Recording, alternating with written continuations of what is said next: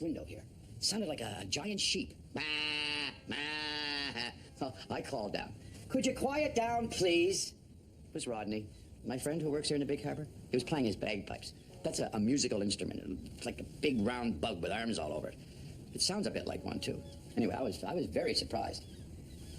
You know, I remember when Theodore Tugboat first arrived here. He had a lot of new things to get used to. And he wasn't sure that he ever would. Theodore was a promising young tug from a small harbor up the coast when he first pooted into port. Bright-eyed and bushy-bumpered. Everything was new and exciting to the little tug. The big harbor seemed so, well, big. And noisy.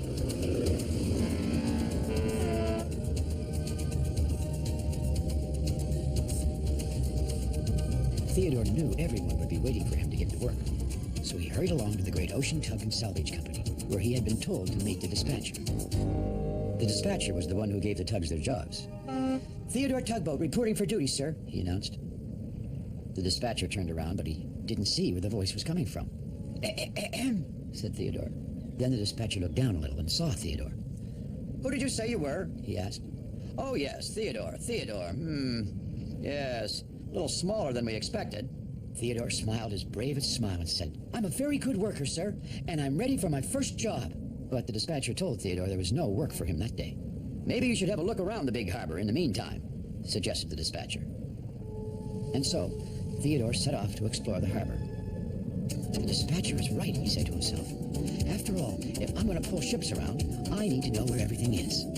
Just then, Theodore saw a strange sight indeed. Two boats going back and forth, tooting to each other all the while.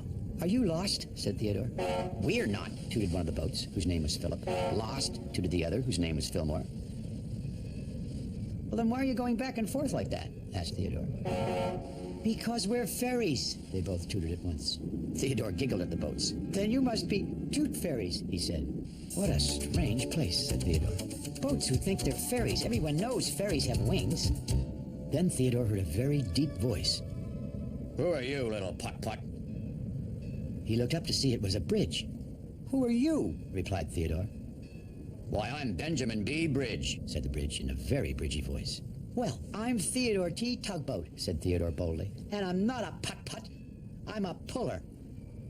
The best ship-pulling tug around." And with that, he zoomed right under Benjamin. "Silly bridge," thought Theodore. "Anyone can see I'm a puller." The sun was beginning to set over the Big Harbour. Dark shadows were beginning to fall all around him. There were tall buildings on the shore, and lots of strange shapes. It wasn't like Theodore's homey old harbor at all. The other tugs were settling down for the night at the great Ocean Tug and Salvage Company. Theodore was wondering which dock was his. "Hello," a voice suddenly shouted. Theodore nearly jumped out of his bumpers. But then he saw that it was only a tug. "My name is Hank," said Hank. "What's yours?" "Theodore," replied Theodore. "Do you want to see the sandy beach?" asked Hank. "It's really nice." "I'm looking for my dock," said Theodore. "Well, you can share this part with me," offered Hank. "At home I had my own dock," said Theodore. "Everyone shares a dock here," said Hank. Theodore glanced around again at the scary shadows. "Well," he said finally, "I guess I could stay here for now." Theodore was very tired.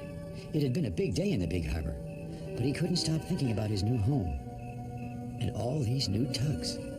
"Tomorrow, the dispatcher will have lots of work for me to do, pulling ships."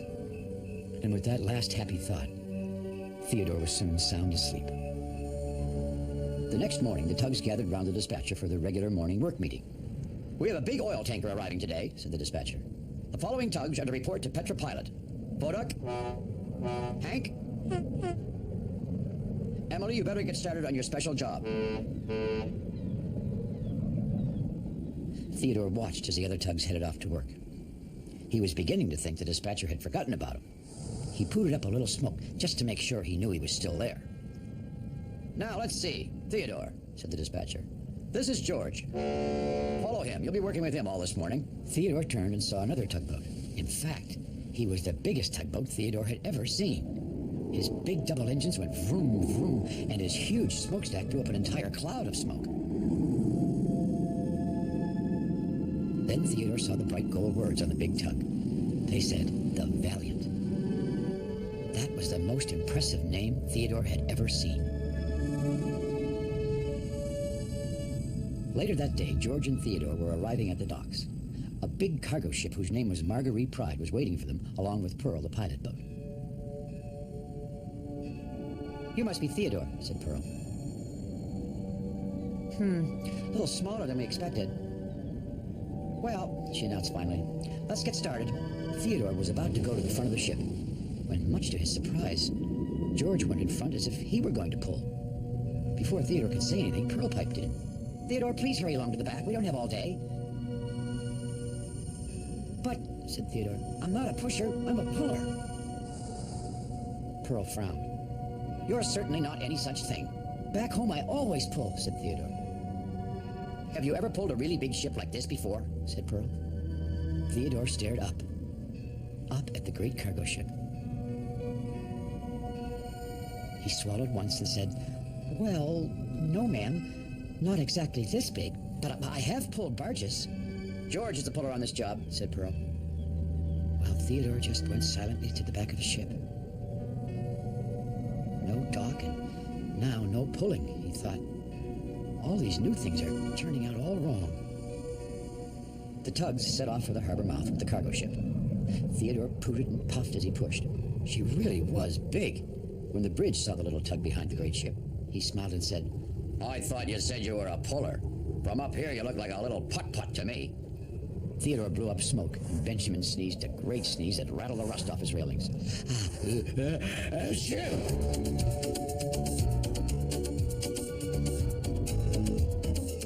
Finally, when they had brought the cargo ship to the harbor mouth, George turned back towards the big harbor. But Theodore was feeling a little sad and stayed behind, thinking about his old home. He missed it very much, and especially all his friends. Just then, Theodore saw Emily, and she was heading out to the open ocean. Maybe she wants to leave too, thought Theodore. And sure enough, Emily passed the last marker buoy at the entrance to the harbor. She was going to the ocean. A tugboat can't go on the ocean, thought Theodore. She'll get lost or caught in a big storm. He began to whistle, "Stop! Stop!" But Emily thought Theodore was saying goodbye, so she whistled right back to him. Suddenly, Theodore knew what he had to do. He roared his engine and raced as fast as he could after Emily. "What are you doing?" shouted Emily. "There's work to do," replied Theodore. "You can't leave the harbor." "I have to leave the harbor," called Emily. "I want to." But Theodore pulled Emily as hard as he could, and he pulled her all the way back to the great ocean dock. Well, the dispatcher was very surprised to see Emily. "What are you doing here?" he said. "She was going out on the ocean," said Theodore, "but I saved her." George began to laugh. He laughed and laughed so hard his rails rattled, and his cap shook down over his eyes. "What's so funny?" asked Theodore. "Emily is going out on the ocean," said George. "That's because she's a V-tug." "A V-tug?" said Theodore. "What's a V-tug?"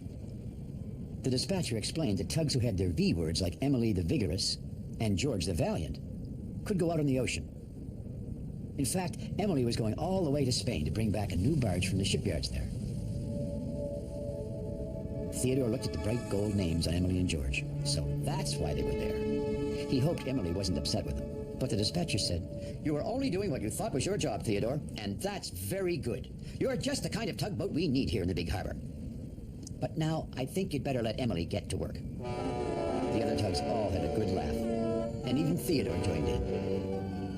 A little later, Theodore drifted off by himself, thinking, going out on the ocean. He had often dreamed of sailing out on the open ocean and seeing the world.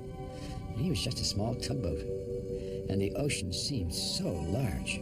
"A V," he said to himself. "Theodore the V." It was Hank. Theodore noticed that Hank didn't have a gold V name either. "I guess we could never be V's," he said. "Sure we could," replied Hank. "Emily was just a harbor tug like us once." "But you have to learn lots of things before you get your V," continued Hank, "like pulling ships here in the big harbor." "But there are so many new things to learn," said Theodore. "I'll never do it." "Well," said Hank, "maybe we can help each other." Hank waited for Theodore to say something, but Theodore was still silent. Then Hank said, "We could go practice right now." Still Theodore said nothing. He was thinking again, about new things and old things, about his little old harbor and this big new harbor, and new friends too. like Hank. No, he said finally. And then he said, there's lots of time to practice later. But now I'd really like to go look at that sandy beach with you. Well, Hank smiled his sunniest smile. It's right over there, he shouted. Just follow me. And with that, he led the way with a merry toot-toot. And somehow, on that day, the big harbor seemed just a little bit, well, not so big to Theodore, and a little more like home. Of course, now Theodore loves it here in the big harbor, with all his good friends, Emily and Hank and George and Foda and Benjamin Bridge. And you know what? I do too. Because, well, sometimes new places just take a little getting used to. Well, I've got to get back to work. Thanks for visiting here in the big harbor, and we'll see you all again next time. Bye-bye. Theodore, he's a tugboat and a friendly tugboat too. A friendly tugboat too. Oh, Theodore likes to do the things that friendly tugboats do.